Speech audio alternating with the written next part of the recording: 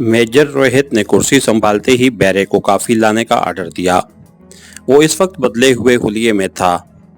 बैरे के कॉफी लाने से पहले एक सफेद फॉर्म उसके टेबल के करीब आया। Can I sit here? क्या मैं यहाँ बैठ सकता हूँ प्लीज? उसने कुर्सी की जानिब इशारा किया। थैंक्स कहकर उसने कुर्सी संभाली। मुझे डेवी कहते हैं रोहित साहब। उसने इंग्लिश में तारुफ कराया। अपना नाम उसके मुंह से सुनकर रोहित अपनी हैरत पे काबू नहीं पा सका था। आप मुझे कैसे पहचानते हैं? मेरा ताल्लुक ब्लैक लिक्विड से है। डेवी का अंदाज ऐसा था गोया ब्लैक लिक्विड का नाम ही हर सवाल का जवाब है। डेवी साहब, मैंने सिर्फ ये पूछा है कि आप मुझे कैसे पहचानते हैं। आपका ताल्लुक चला चाहे ब्लैक लिक्विड से हो या वाइट लिक्विड से। मेजर साहब, ब्लैक लिक्विड से कोई चीज़ पोशीदा नहीं है। मतलब आप मेरी निगरानी करवा रहे हैं। ये बात शायद आपके हक में बेहतर ना हो। रोहित साहब, आप बात को किसी और रुख पे ले जा रहे हैं, जबकि मैं यहाँ पे आपसे कोई मुआहदा करने आया हूँ। आप ज़्यादा से ज़्यादा मेरे असल हुलिये से वाकिफ़ होंगे। अगर बदले हुए हुलिये में आपने मुझे पहचान लिया है तो उसका एक ही मतलब है कि मैं आपकी निगरानी में हूँ। मेरी कोई कार्रवाई आप लोगों से पोशीदा नहीं और इस तरह अपनी प्राइवेसी में मैं किसी को दखील होने की इजाज़त नहीं दे सकता। रोहित साहब, ना आपकी निगरानी कराई जा रही है और ना उसकी ज़रूरत है। आपका एड्रेस हाई कमान ने आपके बड़ों से लेकर मुझे भेजा है। मैं समझा नहीं। आप वजाहत करना पसंद करेंगे? आप तो कंफ्यूज ही हो गए। डेवी हंस पड़ा। उसी वक्त बैरे ने कॉफ़ी का कप रोहित के सामने लाकर रख दिया। आप कॉफ़ी लेना पसंद करेंगे? नहीं, मेरे लिए कोई अच्छा सा कोल्ड ड्रिंक ले आओ। वो बराह रास्त बैरे से मुखातिब हुआ और बैरा असबात में सर हिलाते हुए वापस मुड़ गया। आप कुछ बताने जा रहे थे? मेजर रोहित ने पूछा। मेजर साहब, बात यह है कि पिछले दिनों पाकिस्तान से 20 के करीब आला तालीम याफ्ता जवानों को इंडिया में ट्रेनिंग दी गई, जो वापसी पे पाकिस्तान रेंजर्स के हाथों हलाक हो गए। सिर्फ एक बंदा जिंदा बच सका, जिसके बारे आपको भी मालूम नहीं है कि वो कराची पहुंच गया है। उसका नाम इस्माइल शाह है। चलो, अब पता चल गया है, मगर उससे आपका ताल्लुक वही बताने जा रहा हूं। बदकिस्मती से वो हमारी तंजीम के कराची के कमांडर का जानी दुश्मन है और अपनी तंजीम के मेंबरों की हिफाजत हमारा फर्ज है।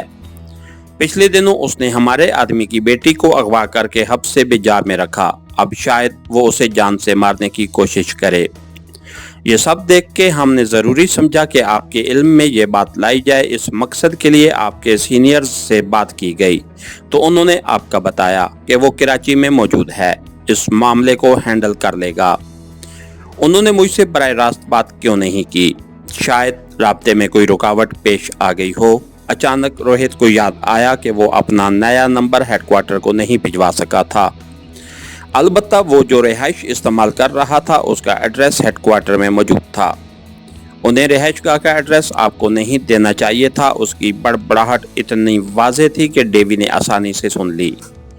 मेजर साहब, आपके बड़े जानते हैं कि गो हमारी मंजिल जुदा है, मकासद अलग हैं। जो रास्ते हम इस्तेमाल कर रहे हैं वो भी अलहदा अलहदा हैं। उसके बावजूद एक दूसरे के काम आना हमारी मजबूरी है कि हमारा दुश्मन मुश्तरक है। हम भी इस्लाम और पाकिस्तान के खिलाफ हैं और आपका तो मकसद हयात ही यही है।